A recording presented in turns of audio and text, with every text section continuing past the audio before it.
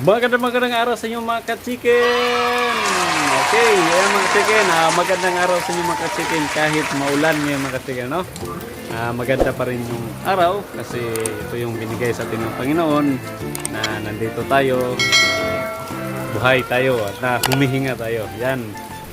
Ayan mga ka-chicken, makita nyo ngayon naka-raincoat tayo kasi may gagawin ako dito sa ating manukan. Ito na yung mga Rhode Island Red ko mga ka-chicken na pinakita sa inyo simula ng pagkasisiw nila hanggang ngayon na pinabahagi ko sa inyo kung ano yung pag-alaga sa pagpapalaki natin sa kanila. Sa ngayon mga ka-chicken, itong mga Rhode Island Red natin na nandito, almost 5 months na sila mga ka-chicken. So sa ngayon mga ka-chicken, kailangan ko na talaga silang ilipat doon sa medyo malaki na area. Kasi una-una dito mga ka-chicken medyo masikip na sila, no? At saka yung area nila ay marumi na talaga kasi sa dami nila. Kaya kailangan ilipat ko na doon sa medyo malaking area nila, doon sa ating chicken coop na ginawa, doon sa ating range area. Kaya doon ko na sila ililipat mga ka-chicken, no? Bali mga ka-chicken, kung ito mga ka-chicken ngayon umuulan, hindi mo na dapat tayo naglilipat ng mga manok natin, pero kinakailangan na talaga mga ka-chicken. Hindi ko na ipapaliban ng ibang araw kasi yung ating mga manok dito marumi na yung ano nila, yung pinaglalagyan natin sa kanila ay delikado para sa kanila yan, madaling magkakasakit yung ating mga manok. Kaya kailangan ko na talaga ilipat ngayon sila doon sa ano nila, medyo malaking area. Yan, makita, pasukin natin mga ka-chicken para makita nyo. Yan. Ayan mga ka-chicken, no? Ito na sila, yung ating mga Rhode Island Red. Ayan. Sa ngayon mga ka-chicken, titingnan muna natin yung paglilipatan natin doon sa kanila. Yung chicken coop sa taas. Tara, tingnan natin mga ka-chicken.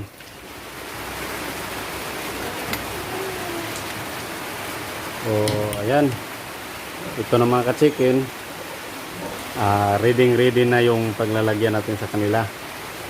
Yung ating chicken house.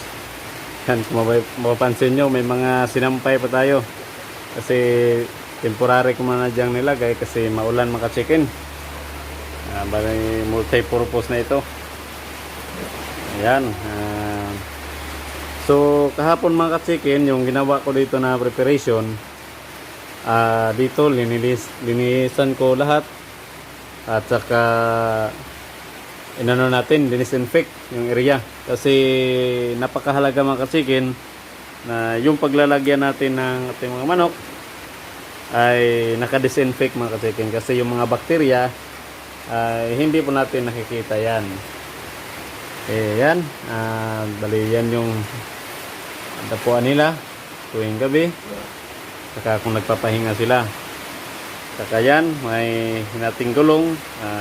Yan din yung nilagay ko na paglalagyan ng pagkain nila, ating alagang manok. Yan.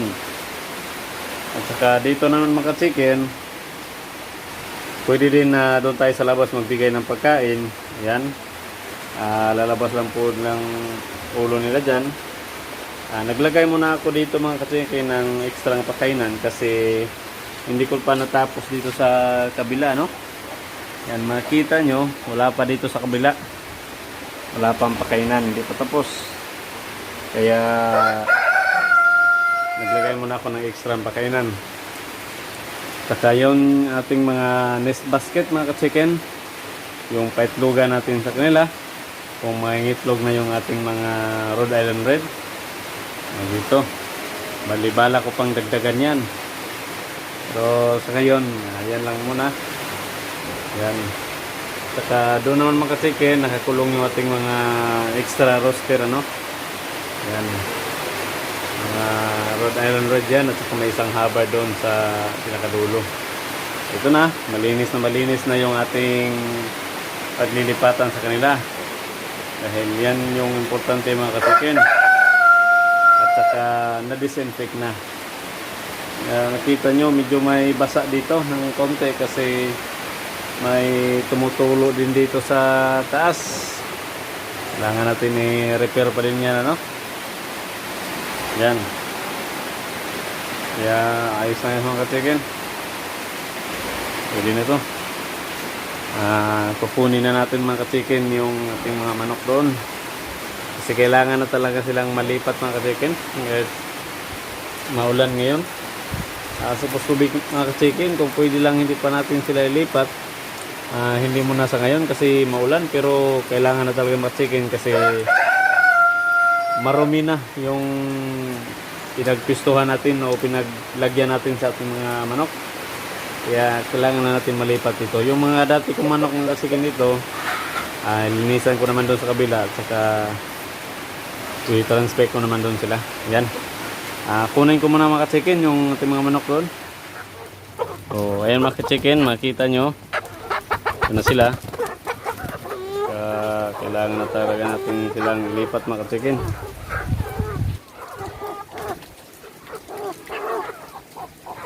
Ayan, marumi na. Bawal mo bas.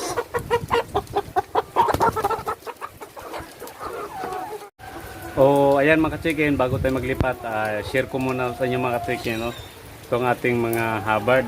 Ayan, ating mga Hubbard na kasabayan doon sa ating mga Rhode Island Red.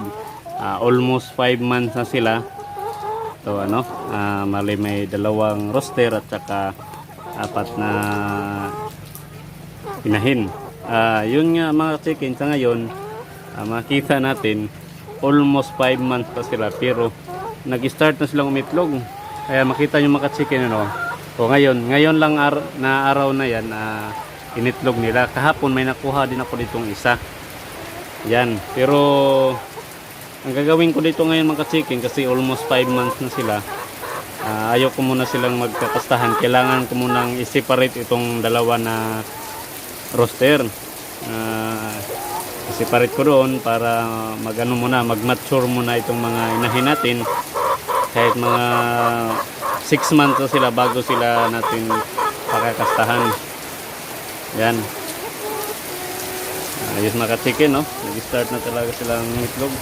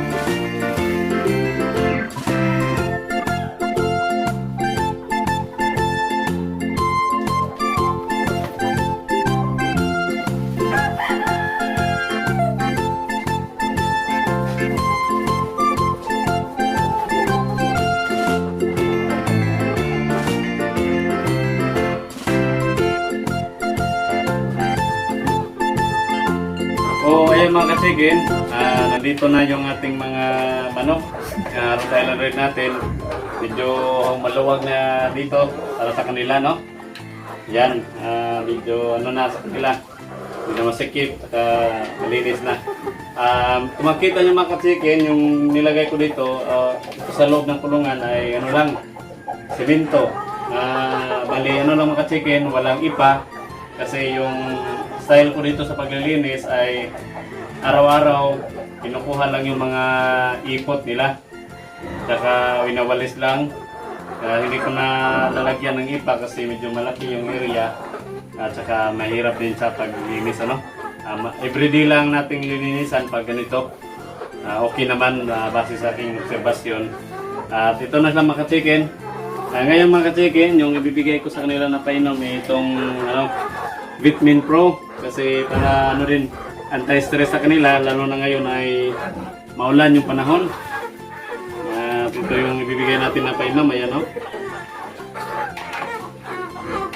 Para ayos na ayos para sa kanila.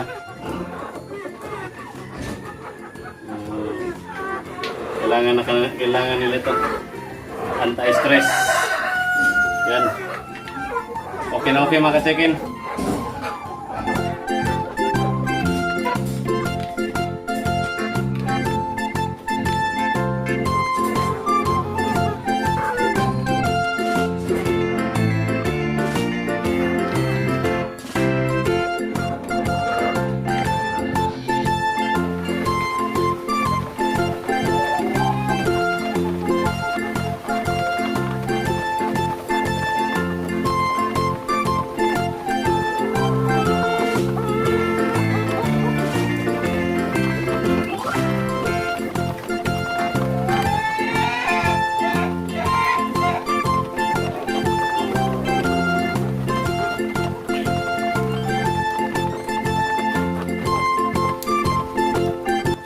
Ayan mga ka-chicken, nandito na yung ating mga manok. Ayan, makita nyo, umiinom sila ng ating pinainom na Vitamin Pro.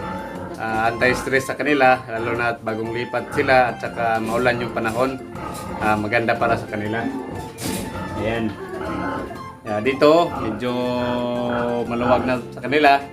At preparation na din ito mga ka-chicken sa pangitlog nila. Yan, may mga nest na. Tsaka ayusin ko pa ito at saka magkakaroon pa ko dito ng selection para sa magiging breeders natin.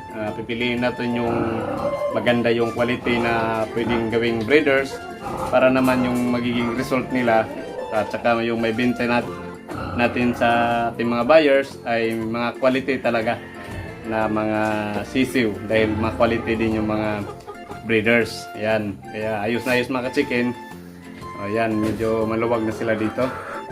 Ayan mga ka-chicken, yan lang po muna sa video natin na ito. Maraming salamat sa inyong panonood at saka walang sawang suporta dito sa channel. At sa mga hindi pa nakapag-subscribe dyan mga ka-chicken, please do subscribe and hit the notification bell para updated kayo sa mga susunod nating i-upload ng mga videos tungkol sa pagmamanukan at saka buhay probinsya mga ka-chicken, no?